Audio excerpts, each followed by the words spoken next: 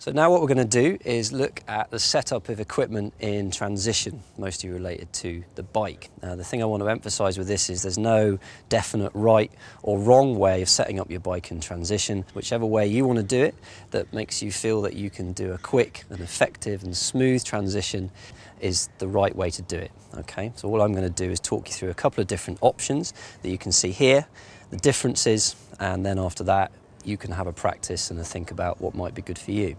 So if we take this bike here on my left, this is probably what I would say is a slightly quicker, maybe advanced level, kind of racy type setup, the way in which you might do a transition if you're really speedy.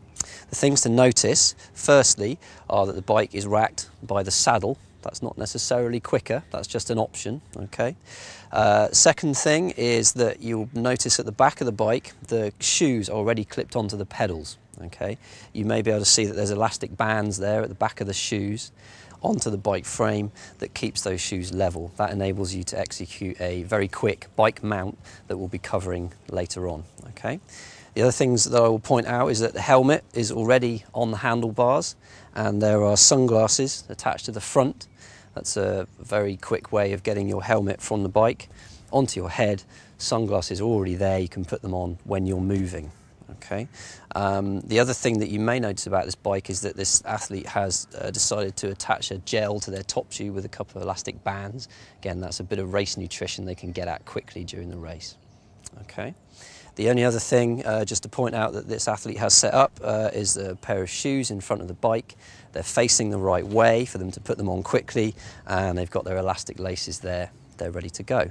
So that's one option, that's setup one that you might be able to think about doing. So if we move on to possible setup two, this second bike, you'll notice that this is racked with the gear levers onto the racking. Again, it's not necessarily faster or slower, it's just an option whichever you're most comfortable with. But the most obvious difference is that this athlete has decided to put all of their shoes and most of their kit on the floor next to their bike.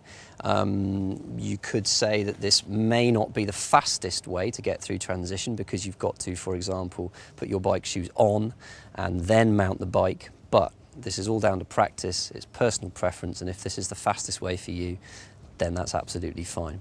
So what you'll see, importantly though, is that everything is laid out in the order in which they will need to use it during the race. So you can imagine this athlete coming out of the swim, they will come up to their bike, the first thing they will do is race belt, sunglasses and helmet. They will all go on. Importantly, as you probably know, the helmet has to be on and done up before you touch your bike.